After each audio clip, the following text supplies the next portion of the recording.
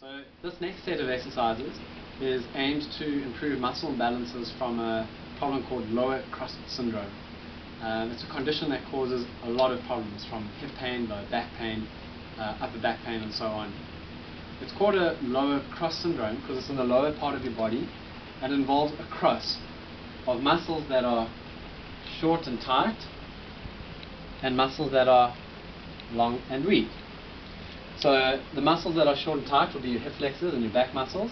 The muscles that are long and weak are the glute muscles and the abs. More importantly known as the core, and most important out of all those is the transversus abdominis muscle. So we'll start off with the stretches. So the first thing that I want you to stretch is the hip flexors. To do that, you're going to want to have a table or bed or couch, whatever, more or less this height, so that you can comfortably do this. You're going to put one leg quite far forward, like that, and the other leg back like that. Then you want to try and stand upright and get your hips square, facing forward. Immediately you should start to feel a stretch in the groin. That's the plan. If you go like this, you're not going to feel it. Get your hips square.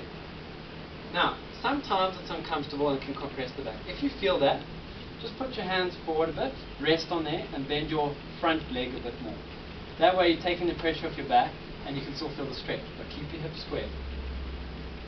You can also, if you like, only once this is loosened up after a few weeks, you can also do it like this, where you will stretch the quad as well. Either way, you want to get the stretch on the groin, and when you stretch it, you count 3 sets of 30 seconds. You then swap around and you do the other side. Leg back, other leg forward.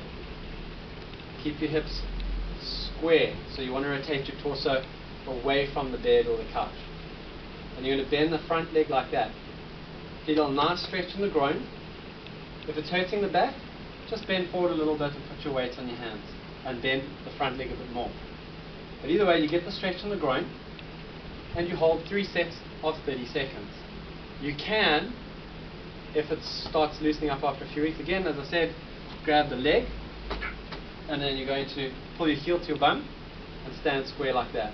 That way you'll get an added stretch into the quads. Right, the other one you want to do is try and stretch the lower back muscles. As long as it's not too uncomfortable, you can do the stretch whereby you lie on the edge of the bed or the couch at home and your upper body twists that way and your lower body twists that way. I like to push my leg down there and lightly push the pelvis a bit forward with this hand. It mustn't be painful. You just want to feel a light stretch in the lower back, and sometimes even pulls into the bum, which is fine. And you count 3 sets of 30 seconds on the one side, then you can swap over. So lower body that way, upper body that way. One hand pushes the knee down, one hand pushes the pelvis and bum a bit forward. Same thing again, 3 sets of 30 seconds. Then the next exercise we want to get to are the exercises that strengthen the bum and strengthen the stomach. So let's go through over here.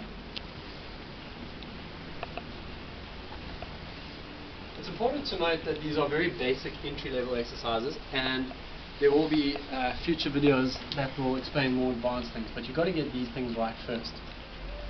So to strengthen the transversus abdominis, the easiest way I can explain it, first of all, get your pelvis into a nice neutral position.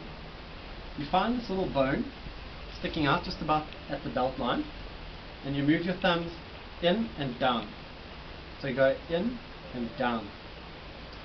From there you're going to want to pull your stomach in, not squeeze it like you're doing a sitter, and not sucking it in. That's wrong. You have to keep all of that relaxed. All you're doing is you're pulling your stomach in like you're trying to fit into a tight pair of pants. So you pull your belly button in towards the ground. When you do that correctly, you'll feel a little muscle tap underneath your thumbs. Once you've got that, you hold it. The other part of this exercise that you do simultaneously is you squeeze the muscles that you would use to stop yourself from weeing. So imagine you toilet really badly, the muscles that you would squeeze to keep it in. So you squeeze those muscles at the same time that you're pulling in your stomach. While you're holding both those together, you want to breathe in and you want to breathe out. then you can relax. If you can hold them continuously for the next few breaths, that's fantastic. But in the beginning, you just want to get the coordination right. So let's recap. Push in and down.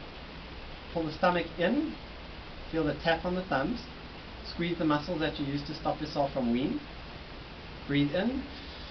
Keep holding them and breathe out. Keep holding them and then you can relax. Ideally, you want to try and practice this between 20 and 30 sets, 20 to 30 repetitions each day. The next exercise you want to do is strengthen the bum muscles. More in particular, the glute maximus, which is a hip extensor. So it helps lift your leg backwards. So there's two ways you can do this. You can do both or just try this way. First thing you want to do is get your pelvis into a neutral position. So you want to flatten this part of your back, because it should be a bit curved like this, into the ground, just lightly. So you're just tilting your pelvis like that, and then relax. From that position, you put your feet on the ground, hands at the side, and you're going to roll your bum up off the ground. So not just going up and down, you're rolling it from the tailbone first, and you're rolling up.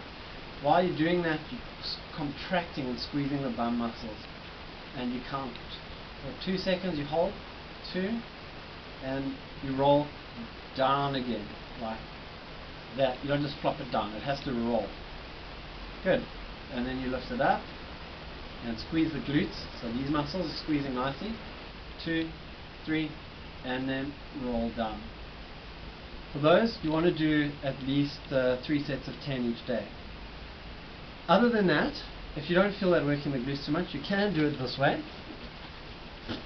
But you need to make sure you're doing 2 things right. Number 1, you need to pull in your stomach and squeeze those pelvic floor muscles that I spoke about. Number 2, when you lift your leg up and down, you don't want your leg and pelvis doing that. You want your pelvis square to the ground, your knee and toes almost pointing slightly inwards. So pull in the stomach, squeeze the pelvic floor muscles, knee and toes pointing slightly inwards. From there, you're going to slowly lift up, squeeze your bum, and slowly lift down. If it feels too tight in the hamstring, you can do it with a bent leg. Again, keep the knee in. You go up, hold, 2, 3, and down. So either with the bent leg or with a straight leg. So you want to feel it pulling in the bum. To do it on the other side, again, straight leg, feet and knee in, pelvis square, pull in your stomach and pelvic floor, go up, squeeze, 2, 3, and down. Or you can do it with the bent knee. Knee in, lift up, squeeze the glute, 2, 3, and slowly down. You're never going all the way down. You're just going down to there, and then back up. And that concludes the lower cross syndrome exercises.